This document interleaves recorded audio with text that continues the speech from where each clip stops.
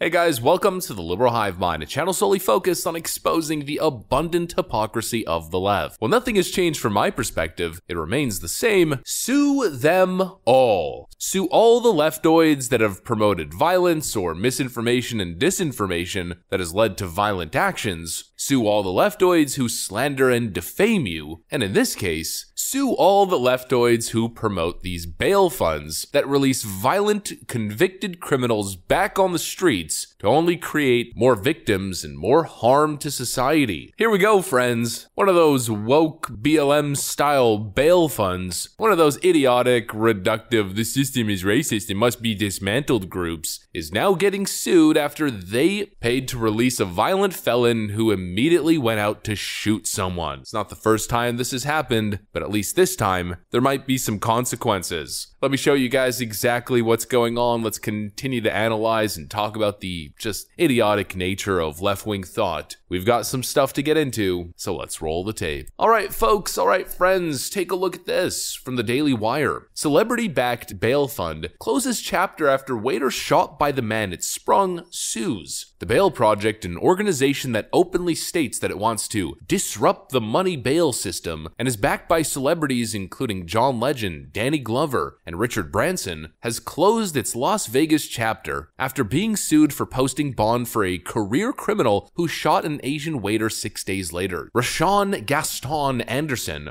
was arrested in November 2021 for burglary and theft, just 1 day after he had been arrested for carrying a concealed weapon, but released without having to pay bail. The Bail Project paid the $3,000 to set him free after the burglary and theft arrest. 6 days later, he shot Chengyang Wang at the Shanghai Taste restaurant 11 times. Wang miraculously survived and is now suing the Bail Project. Gaston Anderson, 24, pleaded guilty and was sentenced earlier this month to 7 to 18 years behind bars for the shooting. Now, just upon reading that last sentence, I guess it really shows the difference just in basic, ethics and thought between the woke left and, normal people with friggin' working brains. When they view violent career felon criminals accused and charged of the most heinous of crimes, they view a victim. It's not his fault, it's the system's fault. And they spring into action, gathering millionaire and billionaire donations to post bail for these awful individuals. When I see these individuals, I think one thing: get them and keep them off the street. They view a system that's evil and too harsh. I view a system that's not harsh enough. You have a career violent criminal who went into a Chinese restaurant and shot a waiter 11 times. He's getting 7 to 18 years. To me, that seems like the problem. If you indiscriminately shoot a waiter 11 times and he just happens to miraculously live, you shouldn't get an attempted murder charge and only have to serve a short stint in prison. People like this, in my absolute raw unfiltered opinion, should be removed from society totally. 7 to friggin' 18 years. Give me a break. He viciously shot the man 11 times. Supposedly for nothing, or probably due to some ridiculous petty squabble that he and the waiter had in the restaurant. This person does not deserve to participate in civilized society, period. But anyways, rant aside, let's continue on with the article. The Bail Project used no due diligence in determining whether Rashawn Gaston Anderson would be a danger to the community and likely reoffend, the lawsuit states. In an interview at the Clark County Detention Center, Anderson said that the public advised him to seek out the Bail Project because he could not co-sign for himself. Wang told News 3 that his lungs and his stomach had been hit by the hail of bullets. I can still vividly remember the first time a police officer on the scene immediately helped me stop the bleeding on my neck and helped me put pressure on the other ones, he recalled. The regional director for the West for Bail Project, Cameron Pipe, stated, "It's an absolute tragedy, and the Bail Project, myself speaking for the Bail Project, found it absolutely shocking. Maybe you should friggin' wake up and question your existence then." Of course, that's not gonna happen. We're probably gonna get a response from these leftoids just like we did throughout the BLM riots. People have insurance,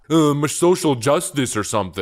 Zero ability to be introspective, take a step back and think, man, what the hell are we doing here? Ask yourself the very simple question.